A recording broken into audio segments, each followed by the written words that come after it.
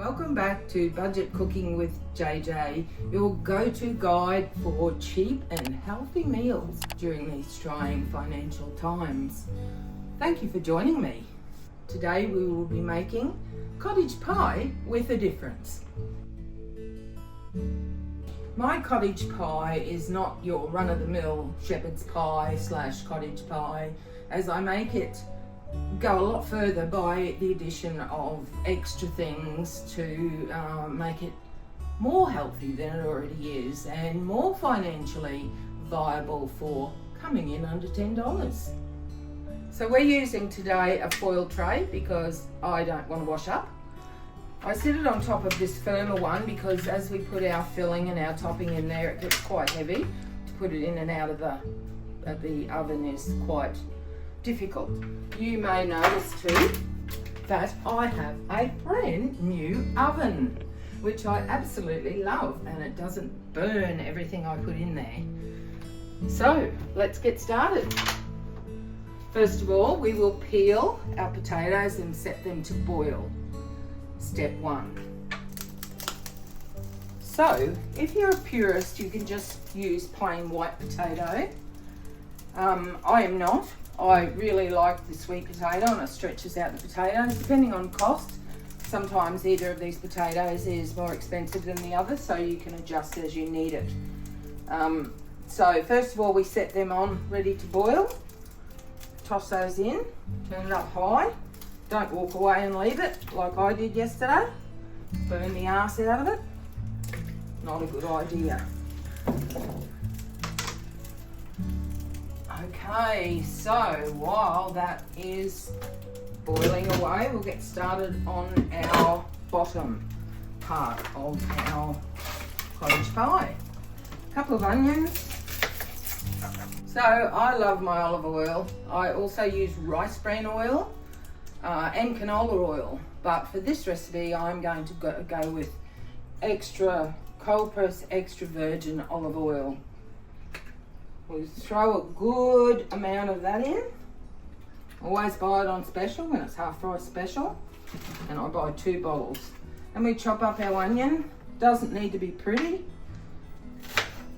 We don't have to be Jamie or Gordon or MasterChef. We're just going to chop it up so it cooks. We don't care how it cooks. I'm a very slap happy cook, so you're quite privileged that I'm actually writing down amounts for this. Bit of garlic, slap the shit out of it.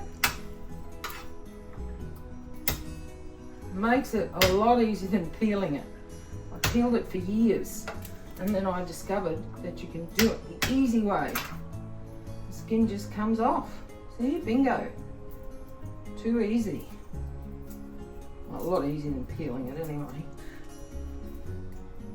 You can throw in a lot of garlic if you like a lot of garlic, which I do.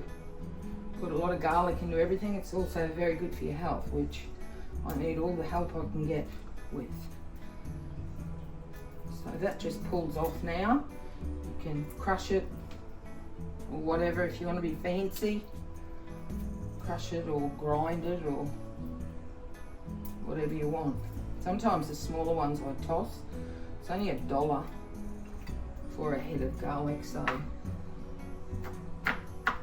And just chunk it up or grind it or whatever you want to do. Just make sure you don't have it so big that when someone bites down, they get a mouthful of garlic, because it's really not nice. So the onion goes in. Well, it might help to turn it on. Onion goes in before the garlic, but it doesn't really matter so long as you keep stirring it. So then the mince. I'm not sure what I paid for this. You can use any type of mince or no mince if you want it to be vegan. As I said, you keep on stirring it so you don't want it to be brown. It gets a bit bitter then. Especially the garlic. I think that's done enough. Let's chuck in the mince. Today I've used pork and beef mince, which I buy whatever's on special, so that again helps us to keep everything on the financially viable side of $10. Just remember, this may not come in under $10.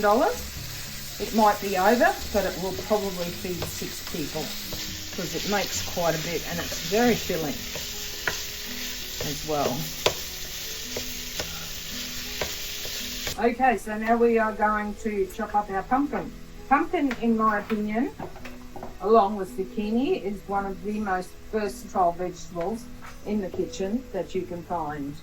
I add pumpkin to many things, risottos, chickpea curry, any curry actually. It just gives a rich flavour and is instrumental in thickening the dish as well. So put in as much pumpkin as you like. It's really, really good idea. So I would normally throw in zucchini, but I don't have any at the moment. It's not a good veggie to buy at the moment. It goes off very quickly. And it's very expensive at present. Chunk it up however you like it. Doesn't have to be pretty. You want it to cook quicker, make it smaller. Cauliflower. Chop off the really tough bits on the end and then just chunk it up. It will mostly disintegrate into your gravy anyway, so don't worry if it doesn't look pretty. Now we can put in our stock cubes. I use MacLeod vegetable stock cubes. Again, it's so that we can make it vegan and gluten-free. We do have vegans and a celiac in our family. So I'm going to throw in the frozen veg. Probably now. Doesn't really matter how long, you can add extras if you want. Okay, lentils, you need to make sure that you drain them, as is the case with the chickpeas, which I forgot to add yesterday. Easy way of draining them, sitting it on the side there.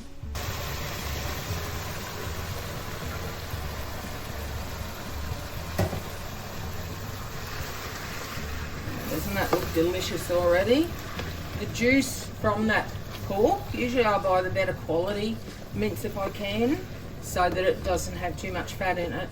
If you do buy the cheaper one, you usually throw away all the fat because there is a lot of fat in it. Our tinned tomatoes are, if you want to put them in, though you don't have to. I tend to buy tinned tomatoes when they're on special. Tinned tomatoes, lentils, chickpeas, I buy when they're on special. Keeps the cost right down then. I have a cupboard full of them. And stock cubes, grey box, all that kind of thing. As you can see, that tomato absorbs quite well. It's not very tomatoey. And a lot of spinach. Love spinach. And there's our cottage pie that's going to simmer for a little while I clear the bench and get our thickening ready.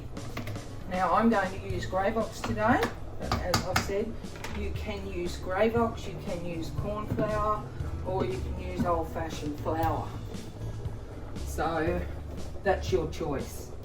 So while that boils, I'm going to clean up.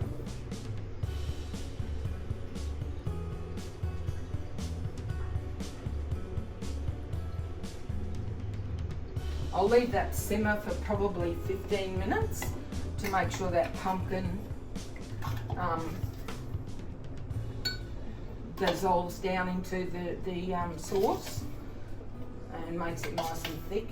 I'm a slap hazard person. I don't know how much I'm putting in, but that's about a third of that tin. Okay, so here we go. The potatoes are nice and soft, so I'm going to drain those using a colander because you really don't want to see the awkward way I drain my pots. It's not cool.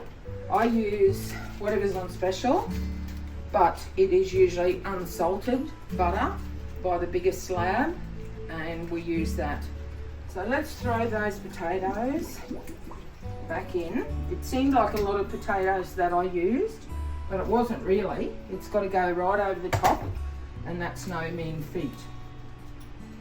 I put quite a good chunk of butter in there. I don't know how much. Don't know. And some milk. Now with the milk, I use this or the full strength. However, if making it vegan, you can use oat milk. If you prefer, there are others, but oat milk is the most tasty one, the one with less intrusive taste. So I use this one. Works pretty good. Don't put too much milk in, and just sit it back on there to let that soak up that juices, the milk and the butter, while we just put this stuff away, because I like to clean up as we go. Okay, so while we wait for that those potatoes to soak up that nice milk and butter, we're going to thicken this. If it goes too thick, throw a bit of water in it. It shouldn't though. And we're going to turn that off before it sticks to the bottom. Sometimes you might have to thicken it a bit more, but I think it should be pretty right. Maybe just reduce it down. It's quite nice. Yum, yum. Okay, see if it's milky enough. You might need to add a bit more milk. I tend to err on the side of too much milk, which is not good. Let's see how we go. I think that's just good. I like it loosely mashed. Some people like it real finely mashed, but I like good old-fashioned masher. My mum used to mash potato, pumpkin and so on with a fork. Back in the olden days, my mum was a very good cook and a very good sewer, seamstress. She made all our clothes until I got to those horrible teenage years, where I said, I don't want homemade clothes. It wasn't until after she passed away that I realised that I was very, very privileged to have those homemade clothes. But anyway, we live and learn. She was a very good cook and did everything in a wood stove, even in midsummer. She did everything in a wood stove. So we were very lucky to have the best sponge cakes, the best roasts, the best everything really. So I've tried very hard to replicate and show my love for my children through cooking. Look at that. Now I know it looked like there was going to be a lot, but there isn't a lot, as you can clearly see.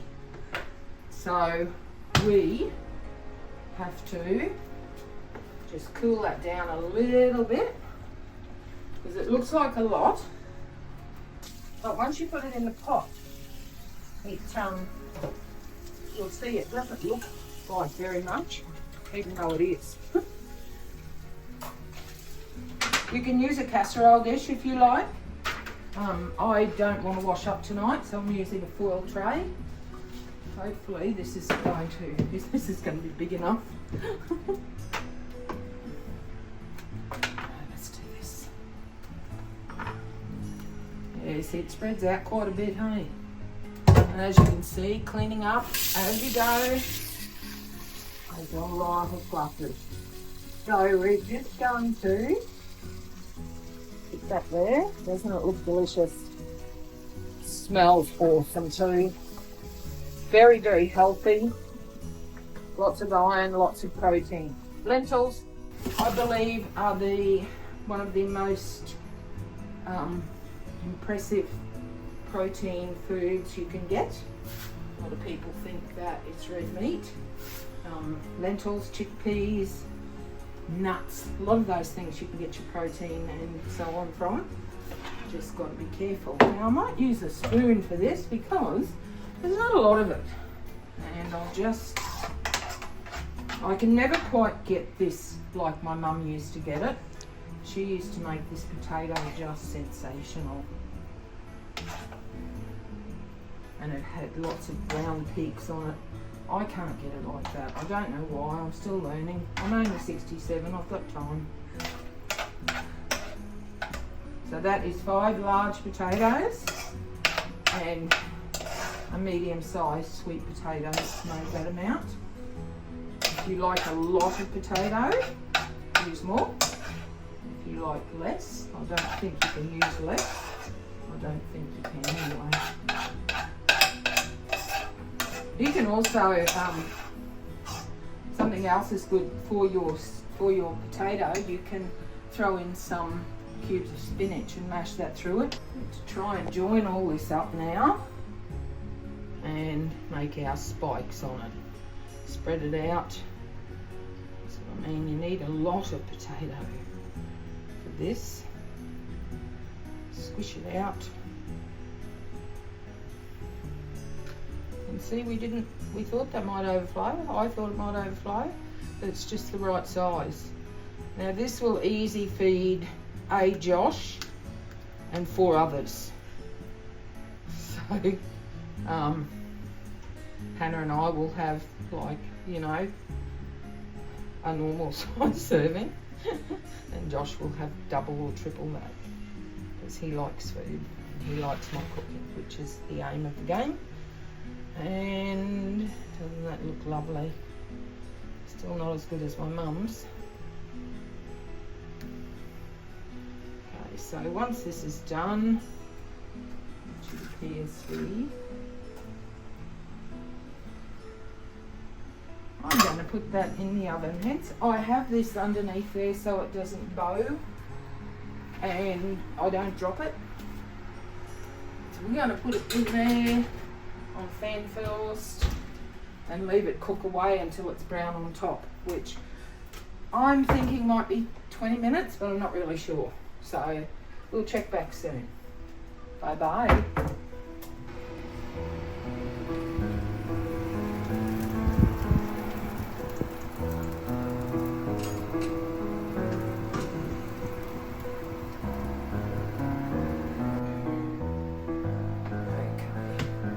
Lucky I put it in that tray because it did catch a lot of drips.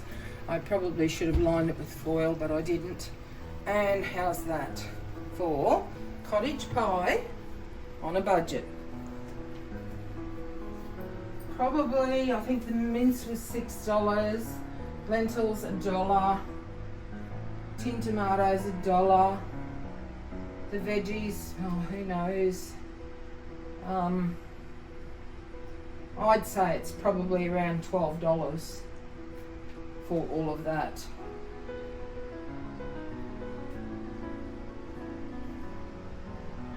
And I'll just leave it to cool for a little minute or two. So, I'm gonna chop this up and fill up some takeaway containers and freeze it.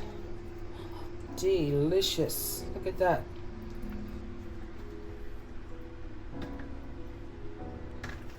So this is the end product. We have got 1 smallish serve, normal size serve, and 4 quite large serves. It doesn't look much, but it is. I think that most people could probably get that into 2 serves. Now I'm going to throw away the washing up.